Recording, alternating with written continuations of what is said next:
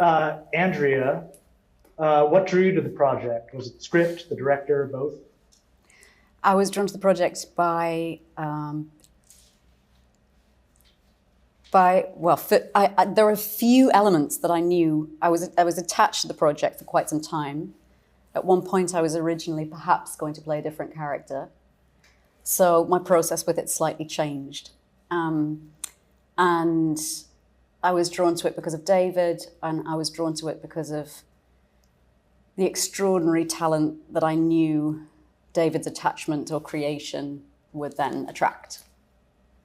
And it's almost like, you know, holding part of something but not seeing it in its entirety, because you don't actually, even if you have the whole script, it's not biblical in the sense that it's ever evolving, right? Yeah. So you're only seeing parts of what the larger creation is, and that's the exciting thing about working with David. It's in a sense, it almost slightly reminiscent of working with Mike Leigh for me, who was the first person that I made a film with.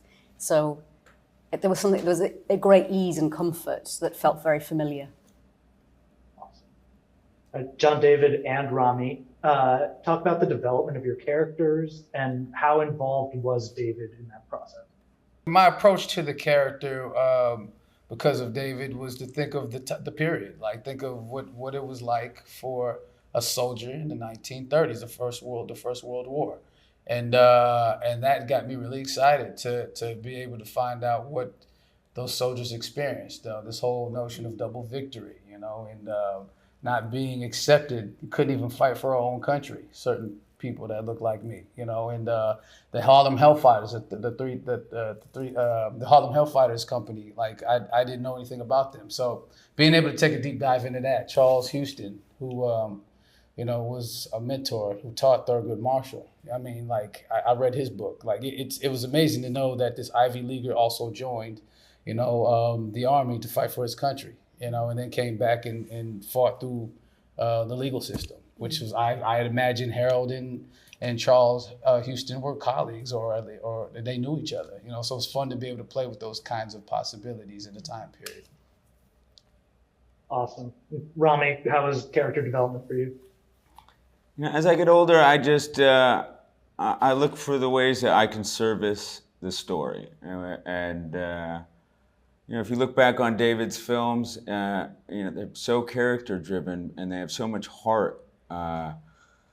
And you know, what he looks for is just this truth, this removal of all artifice. And we'd be on the phone sometimes, and you guys know how David could be. He'll take about a 5-minute break on a phone. You think he might hang up on you, but no, he's just waiting, taking his sweet time. I'm like, you still there? He's like, yeah, I'm here. I'm just thinking. Oh, yeah, that's true. And that's true. Yeah. And then he'd come in and be like, "Is this your voice?" I'm like, "Yeah, that's my voice. Yeah, I like that. We should have that in the movie." I'm like, my voice? Yeah, we should have that in the movie. So it was a course of, you know, conversation after conversation on the phone where we just started crafting this character. And you know, at one point, the character of Libby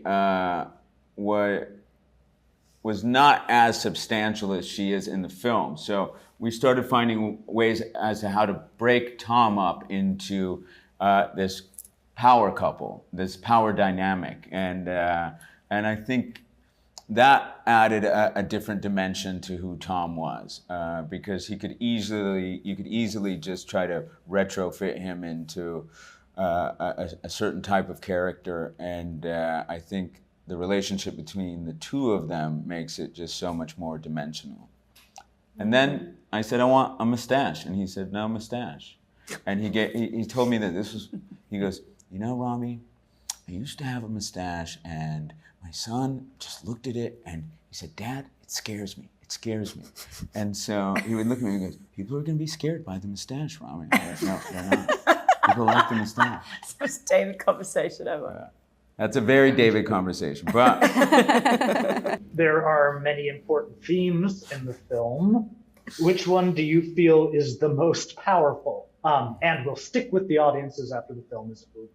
I think there's so many themes in this movie, some big, some political, but I think the one that is going to resonate with audiences the most is friendship. I think love and friendship kind of supersedes everything else that these characters experience in this film.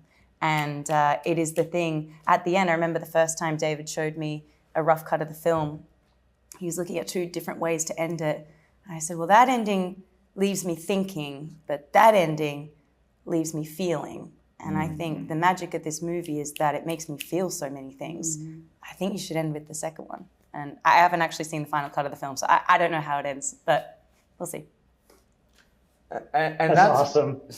I have to add this. When you walk out of this film, hopefully you'll be asking yourself, what was that Amsterdam for you? What was that moment where you reckoned with the truest part of yourself? You had emotion, but you also had struggle, and you had these passionate relationships and loyalties that carried you through some of the darkest and most vibrant moments in your life.